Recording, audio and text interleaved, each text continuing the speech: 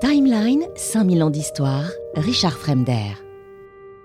Durant les 2 décennies qui vont suivre, le mouvement ouvrier occupe une place centrale dans la société française. Les syndicats, malgré leur division, la CGT d'un côté, proche des communistes, la CFTC de l'autre, c'est la Confédération française des travailleurs chrétiens, plus chrétienne et modérée bien sûr, regroupe des millions d'adhérents. Les grèves sont fréquentes, souvent massives. Encore une fois, elles portent sur les salaires, les conditions de travail, mais aussi sur des choix politiques plus larges. En 1947, vous avez une grande vague de grèves qui secoue le pays. Les mines, toujours, les transports, l'industrie, les industries d'ailleurs stratégiques. Et derrière les revendications sociales se joue aussi la guerre froide naissante. Et oui, la CGT est accusée de suivre les mots d'ordre de Moscou, tout simplement. La répression est dure, mais l'élan ouvrier, lui, reste puissant malgré tout. Les années 50 sont marquées par une croissance économique rapide. C'est ce qu'on plus tard on va appeler les 30 glorieuses. Mais cette prospérité n'efface pas les tensions. Les mineurs, en 63, mènent une grève spectaculaire, l'une des plus longues et dures de l'après-guerre. Pendant plus d'1 mois, ils vont tenir tête au gouvernement carrément de De Gaulle. L'État finit par céder partiellement, mais le mouvement a montré que même dans une période de croissance, les inégalités et les conditions de travail pouvaient nourrir des colères explosives. Dans le même temps, des nouvelles générations entrent en scène. Et oui, les étudiants, de plus en plus nombreux dans les universités, commencent, eux aussi, à contester l'autorité professorale, la rigidité des institutions, l'avenir incertain aussi qui leur est promis. C'est étonnant. Les paysans, eux aussi, se mobilisent. Les années 60 voient la naissance de syndicats agricoles combatifs qui refusent la modernisation imposée d'en haut et la destruction lente mais sûre et certaine, ce qu'on voit aujourd'hui, du monde rural traditionnel. L'action collective ne se limite plus aux usines, elle est en train de gagner les champs, les écoles, les campus. Et donc vient forcément 1968. Mai 68, c'est pas un éclair dans un ciel serein, faut pas croire non plus que ça arrive comme ça, boum, mais c'est plutôt l'aboutissement de ces tensions, de toutes ces tensions accumulées dont je vous parlais précédemment. Tout commence par une contestation étudiante, alors je parle de la France, mais c'est partout dans tout l'Occident. Donc une contestation étudiante, on est à Nanterre, contre la société de consommation, contre l'autorité et contre la guerre au Vietnam. C'est-à-dire en gros rien qui concerne réellement uniquement la France. Ça devient la mode. Rapidement, le mouvement s'étend. Il s'étend à la Sorbonne et puis à tout Paris. Et du coup, les barricades refont surface dans le quartier latin. On est en mai 1968, c'est-à-dire que le général de Gaulle est encore là. Mais la véritable surprise, c'est l'entrée en scène du monde ouvrier là-dessus. En quelques jours, une grève générale paralyse la France. Plus de 10 millions de travailleurs vont cesser le travail. Les usines sont occupées. Jamais la France n'a connu une mobilisation de cette ampleur. Il n'y avait plus rien. C'est-à-dire que là, à ce moment-là, moi, j'étais pas né, mais quand on regarde les actualités de l'époque, il n'y a plus d'essence, il n'y a plus rien. La France est littéralement paralysée. Mai 68, c'est quand même un choc. Et vous avez des slogans qui fleurissent sur les murs. Il est interdit d'interdire, sous les pavés la plage, c'est un peu tout et n'importe quoi. Les étudiants rêvent d'un monde nouveau, les ouvriers réclament des salaires et du respect, et l'État, à son tour, vacille. Vous savez que De Gaulle disparaît brièvement, pendant une journée et demie ou 2 jours, je crois. On ne sait absolument pas où il est, personne ne sait où il est, le Premier ministre ne sait pas où il est, c'est incroyable. Il est allé à Baden-Baden, vous savez. L'avenir de la République semble incertain. Il est allé voir, je crois que c'est le général Massu, me semble-t-il, et qui lui a redonné la pêche, si j'ose dire. Finalement, les accords de Grenelle apportent d'importantes concessions, les hausses de salaire, les droits syndicaux renforcés. Mais l'onde de choc dépasse les chiffres. Mai 68 change les mentalités, libère la parole, bouleverse réellement la culture. C'est une révolte générationnelle autant que sociale. Et ainsi, entre 1945 et 1970, on peut dire que les mouvements sociaux ont connu leur apogée. Ils sont nombreux, ils sont massifs, ils sont capables de paralyser le pays, c'est-à-dire qu'ils sont suivis, ils sont capables d'imposer des réformes, de transformer aussi les imaginaires. Et là aussi, vous avez des écrits, vous avez des films aussi, Moi, il y en a vouloir des sous, etc. Il y a plein de films, genre Yann, enfin d'autres qui vous montrent ça. La classe ouvrière organisée dans ces syndicats occupe à ce moment-là une position centrale. La rue, l'usine, l'université deviennent des lieux où se joue maintenant l'avenir de la nation. Et oui, c'est plus uniquement au Parlement. L'âge d'or des luttes, c'est ce moment où l'action collective, sous toutes ses formes, semble pouvoir écrire l'histoire avec un grand H à chaque instant. Et donc les années 70 s'ouvrent sur un paysage complètement bouleversé. Mai 68 a laissé une empreinte durable, vous avez compris, la société a changé de visage, l'autorité n'a plus le même prestige, la parole s'est libérée, de nouvelles générations maintenant veulent se faire entendre. Pourtant, le mouvement ouvrier traditionnel, celui des grandes grèves, des syndicats de masse, entre dans une période étonnamment de questionnement. Les 30 Glorieuses continue d'apporter croissance et consommation, mais l'unité en fait de la classe ouvrière est en train de se fissurer. Et c'est alors que de nouveaux acteurs surgissent, porteurs de luttes inédites qui déplacent le centre de gravité de la contestation. Le premier grand mouvement à émerger, c'est le féminisme. Alors, je regardais il n'y a pas longtemps, d'ailleurs c'était un des déclenchements, mais je vous en parlerai dans le bonus de cette émission, je regardais le film de Claude Lelouch, L'aventure, c'est l'aventure, et vous avez ce syndicat des prostituées qui a une grande manifestation, etc., avec un grand meeting. Enfin, c'est très très drôle à ce moment-là.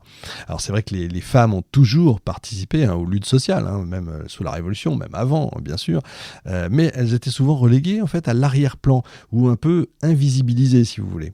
Je ne parle pas des suffragettes, bien sûr, mais dans les années 70, elles deviennent des actrices à part entière, affirmant leurs revendications spécifiques.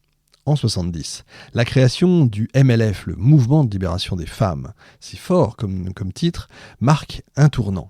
Des actions spectaculaires frappent l'opinion, des pots d'une gerbe sous l'Arc de Triomphe, à la femme du soldat inconnu, les occupations de salles de rédaction, des slogans affichés dans la rue, les militantes qui dénoncent la domination masculine, qui revendiquent le droit à disposer de leur corps, l'égalité professionnelle, la fin des discriminations, vous savez, celles qui vont brûler leur soutien-gorge, etc., etc. Et ces luttes vont trouver un écho croissant. Le fameux manifeste des 343. Les fameuses 343 salopes, vous savez, publiées en 71 dans le Nouvel Observateur. C'est là où des femmes, c'est pour une fois que je peux dire ce mot-là, où des femmes célèbres déclarent avoir avorté, brisent un tabou. Et celles qui ont avorté étaient traitées de salopes, tout simplement, parce qu'elles avaient couché. Donc c'est l'horreur absolue. Enfin, on est en 71, c'est pas si loin que ça. Je suis né, moi, en 71, donc c'est pour vous dire, c'est pas si vieux, et c'est pas vieux. On est d'accord. 2 ans plus tard, le fameux procès de Bobigny, je pense qu'on fera une émission d'ailleurs là-dessus, où une jeune fille est poursuivie pour avortement, devient maintenant une tribune pour Gisèle Halimi et Simone de Beauvoir.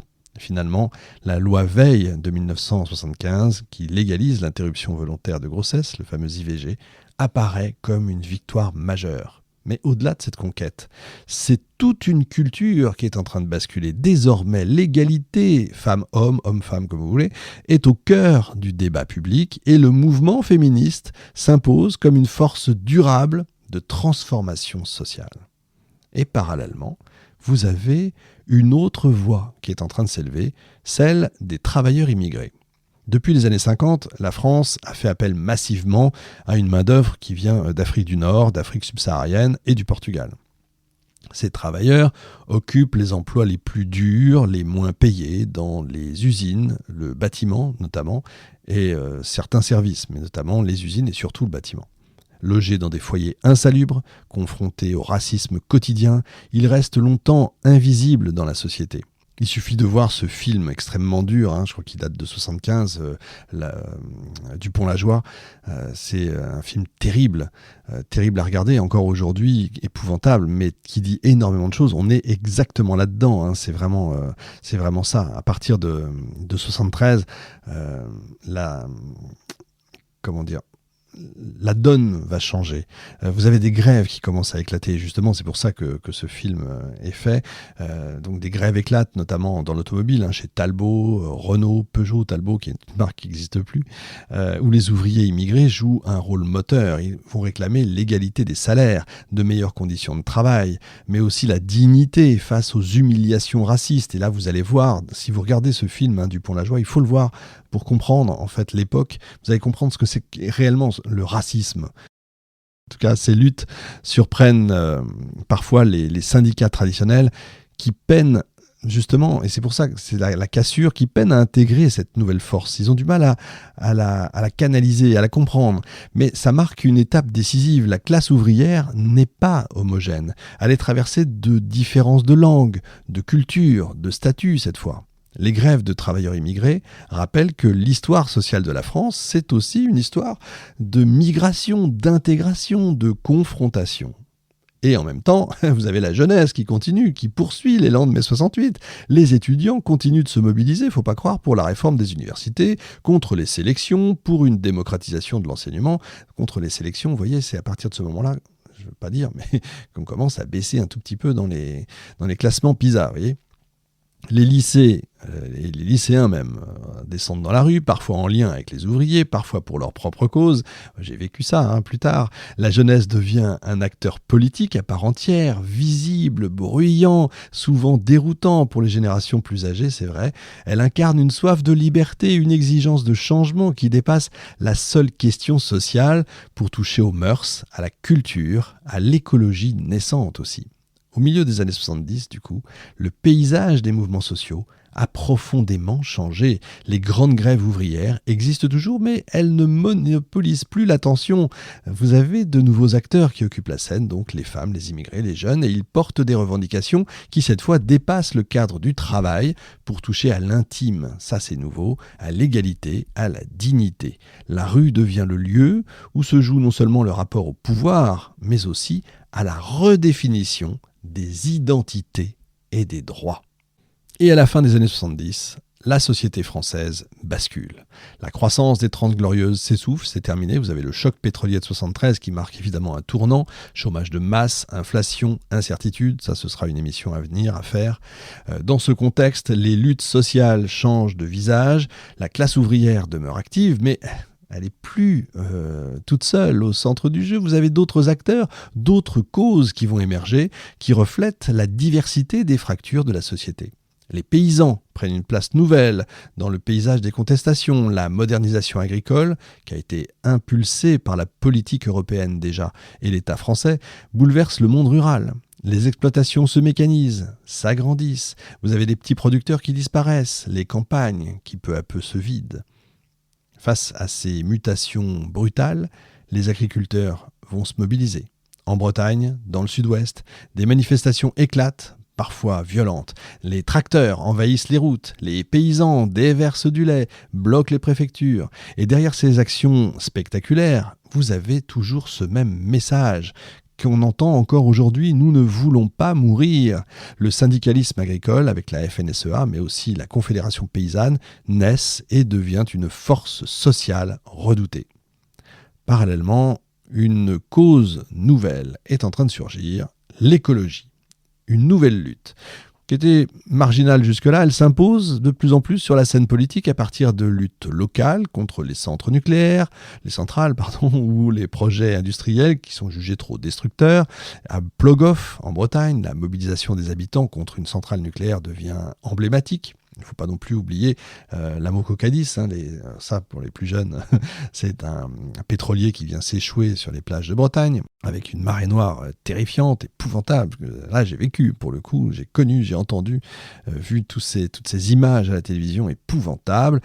Femmes, marins, paysans, ils se relaient tous pour bloquer les gendarmes mobiles. Des comités écologistes se créent, des militants s'organisent en associations, et bientôt en partis politiques.